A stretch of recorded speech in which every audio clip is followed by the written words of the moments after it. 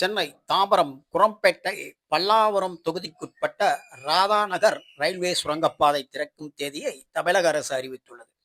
கிட்டத்தட்ட 15 ஆண்டுகள் காத்திருப்புக்கு பிறகு 2019ஆம் ஆண்டு வேகமெடுத்த குரம்பேட்டை ராதாநகர் சுரங்கப்பாதைக்கு அமைச்சர் தாமோ அன்பரசன் அடிக்கல் நாட்டினார். பல்லாவர தொகுதி எம்எல்ஏ கருணாநிதி இதற்கான முயற்சியில் ஈடுபட்ட நிலையில் 32 கோடி ரூபாய் செலவில் ராதாநகர் ரயில்வே சுரங்கப்பாதை தயார் நிலையில் உள்ளது. ராதாநகர், நெமிலிச்சேரி, பாரதிபுரம், அஸ்தனாபுரம் சேர்ந்த கிட்டத்தட்ட 1,00,000 மக்கள் இந்த ரயில்வே பாதை மூலம் பயன்பெறுவார்கள். வருகின்ற ஜனவரி 7ஆம் தேதி புதன்கிழமை துணை முதலமைச்சர் உதயநிதி ஸ்டாலின் பொதுமக்கள் பயன்பாட்டிற்காக இந்த ராதாநகர் சுரங்கப்பாதையை திறந்து வைக்கிறார். இந்த ராதாநகர் சுரங்கப்பாதை வழியாக ஜிஎஸ்டி சாலைக்கு வாகனங்கள் செல்லும் வகையில் ஒரு வழிப்பாதையாக அமைக்கப்பட்டுள்ளது குறிப்பிடத்தக்கது.